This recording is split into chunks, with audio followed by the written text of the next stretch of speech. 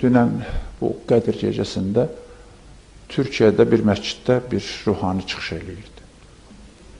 O bir dua oxudu. Mən neçə illərdir dua eşidirəm, neçə illərdir özümdə dua eləyirəm, nə bilim, elə dua görməmişdim. Yeni şeydir.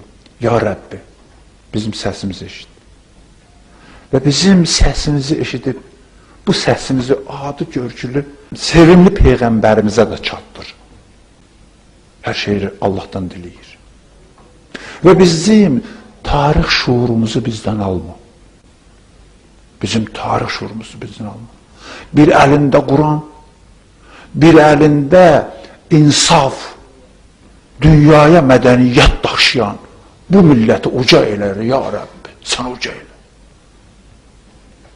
Bir adam onu oxudu, eşidirkən tüklər biz olur, adam, deyirsən, bu necə sehirləyir adamı?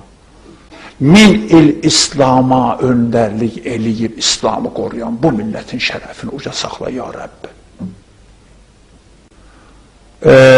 Bu milləti öpən bayrağını, görün sözü ifadəyə baxayım, bu milləti öpən onun bayrağını uca elə, ya Rəbbi. Yəni bayraq milləti öpür. Bizim millət elə millət. Biz bunu həmişə yadımıza bax, bu dualarla, bu ruhla yaşamalıyıq.